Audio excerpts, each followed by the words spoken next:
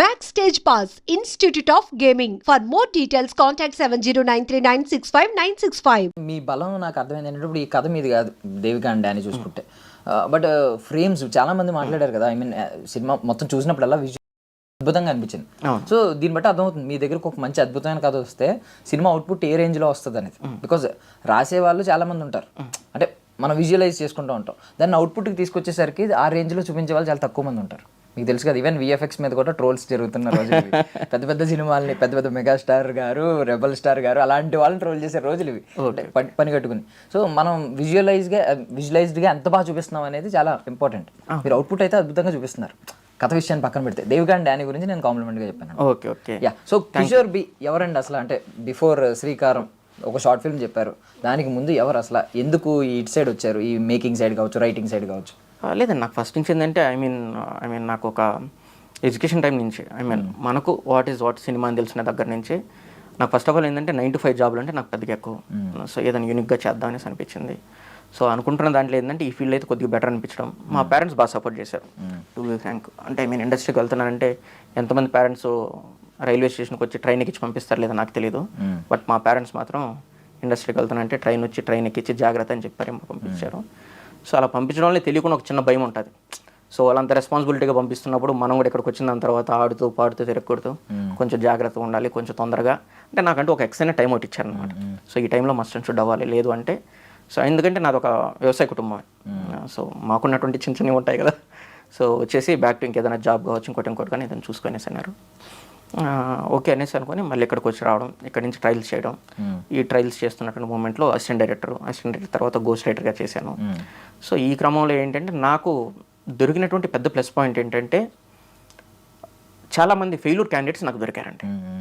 నాకు successful persons కంటే కూడా ఫెయిల్యూర్స్, అంటే ఐ మీన్ డైరెక్షన్ ట్రయల్స్లో ఫెయిల్యూర్ అంటామా, అనుకోకుండా వాళ్ళ బిహేవియర్ వల్ల ఫెయిల్యూర్ అవ్వడం అంటామా, వీళ్ళు ఎక్కువగా నాకు కనెక్ట్ అవుతూ వచ్చారు. సో వాళ్ళు చేస్తున్నటువంటి మిస్టేక్స్ అన్ని నాకు చెప్పారనమాట. తమ్ముడు మేము ఈ మిస్టేక్ చేస్తాం, నువ్వు ఈ మిస్టేక్ చేయొద్దు, రైటింగ్స్లో ఇక్కడ ఎలా కాకుండా ఇలా చేసుకుంటే ఇంకొంచెం బెటర్గా ఉంటుంది. ఇలాగ ఏంటంటే నా గ్రూప్ ఆఫ్ పీపుల్స్ నాకు ఎక్కువ దొరికారు. సో ఆ ఫెయిల్యూర్ పర్సన్స్ వల్ల నేను ఈరోజు సక్సెస్ అయ్యాను, టు బి ఫ్రాంక్ నేను చెప్పాలి అంటే. సో సరే, ఇప్పుడు అంటే ఓకే, అదంతా ఓకే. ఇప్పుడు శ్రీకారం సినిమా గురించి మాట్లాడుకుంటే మీరు అప్పుడు శర్వానంద్ గారితో కొలాబరేట్ అయ్యారు. బేసికల్లీ ఇప్పుడు ఎవరైనా ఒక చిన్న స్టార్తో కొలాబరేట్ అయితే ఇమీడియట్గా నెట్వర్క్ పెంచేసుకుంటున్నారు. పార్టీసో సంథింగ్ ఇంకొకరు పరిచయం అవడం, అట్లీస్ట్ కొలాబరేట్ అయిన వాళ్ళైనా బాగా క్లోజ్ అయిపోతున్నారు. సో మీరు ఆ కైండ్ ఆఫ్ పర్సన్లా కనిపించట్లేదు ఎక్కడ కూడా. ఐ మీన్ నెట్వర్క్ శ్రీకారం సినిమాని అడ్డు పెట్టుకుని నెట్వర్క్ పెంచుకునే పర్సన్లా ఎక్కడ కనిపించలేదు. మీరు ఏదో మీ వర్క్ అయిపోయిన తర్వాత మీ పని మీరు చేసుకుని వెళ్ళిపోయేలా కనిపిస్తున్నారు. ఎందుకంటారు? అంటే మీరు ఏమైనా నెట్వర్క్ పెంచుకున్నారు ఈ మధ్యలో? కావాలి, నేను పర్సనల్గా అంటే ఐ మీన్ ఇదే పెంచుకోవాలి నేను ఎప్పుడు కూర్చోనండి. ఇప్పుడు నాకు 14 తెలుస్తుంది. రామాచంట గారు, గోపియాచంట గారు మా ప్రొడ్యూసర్స్. నెట్వర్క్ పెంచుకోవడం తగ్గించుకోవడం పదం తెలియదు, కానీ నాకు అక్కడ ఏం కావాలో నాకు వాళ్ళు ఇస్తారనమాట. సార్ నాకు ఇది కావాలంటే నోరు తెరిచి ఆ రోజు లేదు కాదు కూడదన్న పదం నాకు వాళ్ళ దగ్గర నుంచి రాదు. ఇంకోటి ఏంటంటే కిరణ్ బోరం. సో కిరణ్ నాకు ఇది కావాలంటే లేదు కాదు అనేసి అన్నాడు, ఏం కావాలన్నా నాకు ఇస్తారు. అదేవిధంగా నాకు ఉన్నటువంటి ఫ్రెండ్ సర్కిల్ కావచ్చు, ఇంకోటి కావచ్చు, ఏదైతే ఉందో అది నాకు ప్రాపర్గా ఉందన్నమాట. నాకేంటి అంటే ఇప్పుడు ఏదో కొత్తగా పెట్టుకునేసి అక్కడ వెళ్ళిన దాని తర్వాత కాదు లేదనిపించుకోవడం నాకు నచ్చదు అనమాట. సో ఉన్నదాంట్లో ప్రశాంతంగా ఉందాం, సో ఉన్నదాన్ని గట్టిగా చేసుకుందాం అనేసి అనుకుంటాం, కానీ ఇవన్నీ నాకు కొంచెం.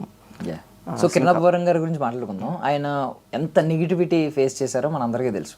అంటే చాలా ఒక పీక్స్లో ఫేస్ చేశారు. నేను చెప్పాలంటే పాపం ఆయన ఫోటో పెట్టినప్పుడల్లా కింద ఏమని పెట్టేవారంటే, బ్రో హీరోలో ఉన్నావు బ్రో, హీరోగా ట్రై చేయి బ్రో బాగున్నావు బ్రో, హీరోలో ఉన్నావు బ్రో. ఇది అంటే ఏంటంటే ఒక సర్కాజం, చాలా దారుణంగా సర్కాస్టిక్గా కమెంట్లు పెట్టేవారు.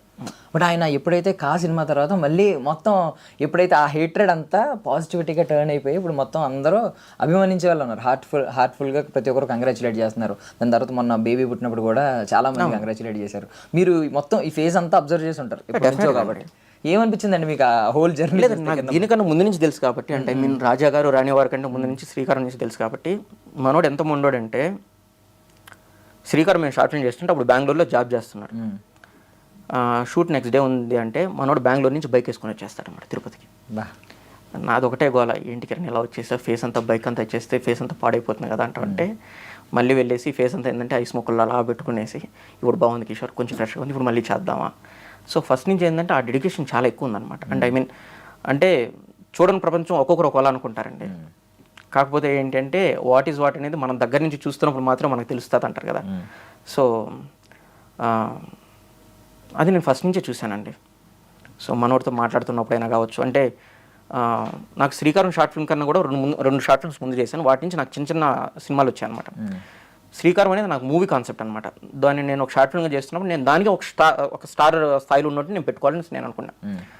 అలాగా నాకు షార్ట్ ఫిల్మ్ అప్పుడే ఏంటంటే నాకు ఒక డెఫినెట్గా ఇతను నాకు ఒక స్టార్ లాగానే కనిపిస్తాడు అనేసి నాకు కిరణ్ అప్పటికి అనిపించేశాడు. సో ఇంకా కిరణ్ తీసుకొని అక్కడ పెట్టుకోవడం అయినా కావచ్చు. సో ఆ టైంలో మాకు శ్రీకారం అనేది ఇండస్ట్రీ మొత్తం అంతా ఏంటంటే ఒక చిన్న అటెన్షన్ క్రియేట్ చేసింది. వీళ్ళు ఎవరో వచ్చారు, ఒక టీము చాలా బాగా చేస్తున్నారు, ఖచ్చితంగా బాగుంటుంది అనేసి అనుకోవడం. నాకు దాని దగ్గర నుంచి చాయ్ బిస్కెట్ ఉన్నది కదా ఇప్పుడు అనురాగన్న. సో అనురాగన్న పిలిచి వెంటనే మూవీ ఇచ్చేశారు, అంటే వేరే మూవీ. సో ఆ టైంలో అనుకోకుండా మళ్ళీ 14 Reels గారు చూస్తే ఈ అనురాగన్ని మళ్ళీ మమ్మల్ని అందరినీ సెటప్ చేసి సో మూవీ వచ్చేటట్టు ప్లాన్ చేశాడు. వచ్చిందండి, మధ్యలో ఒకటి చేద్దామని ప్లాన్ చేశాము. ఆ ప్లాన్ చేద్దాం అనుకున్నప్పుడు ఏంటంటే సేమ్ ఇందాక శ్రీకారం మహర్షికి ఏమైందో ఆ విధంగా ఏంటంటే వేరే ఒక మూవీ కూడా ఒకటి వస్తున్నది అనమాట. ఇప్పుడు మేము అనుకున్నటువంటి బ్యాక్ డ్రాప్ చుట్టూ, అంతేగాని కథ కాదనమాట. కథలు వేరు. మళ్ళీ ఇప్పుడు మహర్షి కథ వేరు, శ్రీకారం కథ వేరు, కాకపోతే బ్యాక్ డ్రాప్ ఒకటే కదా. సో ఆ విధంగా బ్యాక్ డ్రాప్ మాత్రం వస్తున్నది.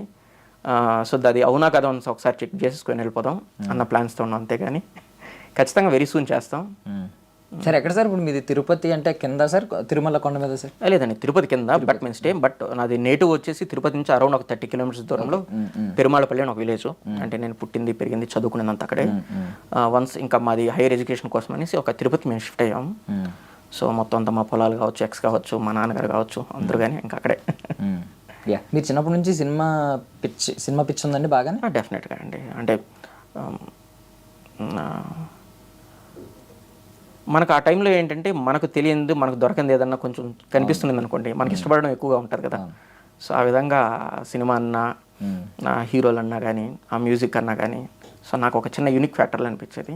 అక్కడి నుంచి నేను దాన్ని తీసుకున్నానండి. ఓకే. సో ఇప్పుడు మీరు ఇప్పుడు డికేట్స్ నుంచి చూస్తున్నారు, అయితే ఒక 2 decades అన్నా చూస్తారు సినిమా. 20 సంవత్సరాల నుంచి అయినా సినిమా మొత్తం అబ్జర్వ్ చేస్తూ ఉంటారు. సో అప్పుడు మీరు చిన్నప్పుడు ఉన్నప్పటి నుంచి సినిమాలు అబ్జర్వ్ చేసింది, ఇప్పుడు చాలా మార్పులు వచ్చినాయి కదా, ఏం అబ్జర్వ్ చేశారు సార్? అంటే విజువల్ వైజ్గా కావచ్చు, టెక్నికల్గా కావచ్చు, ఇవన్నీ మారుతూ వచ్చాయి కానీ అండి, రైటింగ్స్ వైజ్గా ఏం మారలేదండి. అంటే ఇంకా చెప్పాలి అంటే రైటింగ్స్ వైజ్గా ఇంకా కొంచెం డౌన్ అవుతున్నాం, టు బి ఫ్రాంక్ మనం మాట్లాడుకోవాలంటే. సో విజువల్స్తోనూ వేరే వాటితోనూ మనం వాటిని ఫుల్ఫిల్ చేస్తున్నాం, అంతేగాని రైటింగ్ స్థాయి అనేది మాత్రం 200% తగ్గింది. సో అది కూడా ఫుల్ఫిల్గా ఉంటే ఇంకా కొంచెం బెటర్గా ఉండడానికి ఎక్కువ స్కోప్ ఉంటుంది. కరెక్ట్. అంటే మీరు కొన్ని సినిమాలు ఏంటంటే కమర్షియల్ సినిమాలు దేనికది సెగ్మెంట్స్ వైజ్ డివైడ్ చేసేసి ఆ సెగ్మెంట్ హైలైట్ అవుతుంది, నెక్స్ట్ మళ్ళీ టోన్ మారిపోద్ది, ఫ్లేవర్ మారిపోద్ది. అంటే ఒక ఎమోషనల్ డెప్త్ థ్రెడ్ ఉంటుంది కదా మీకు మల్లెపూలు వెళ్ళినప్పుడు, థ్రెడ్ ఉండట్లేదు ఇప్పుడు, అన్ని స్టిక్తో అంటించినట్టు ఇలా అంతేనండి. దేనిది ఎక్కడెక్కడ పెట్టాలి అక్కడ పెట్టి వదిలేస్తారు, అంతేగాని మీకు ఏదో ఫిట్ చేసి వదిలేస్తున్నారు అంతే.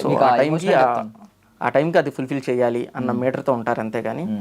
బట్ ఇంకా చెప్తున్నాం కదా, డిపెండ్స్ ఆన్ ఇప్పుడు ఒక రైటర్ అలా రాయడానికైనా కానీ, ఒక డైరెక్టర్ అలా తీయడానికి ఏంటంటే దాని వెనకాల మల్టిపుల్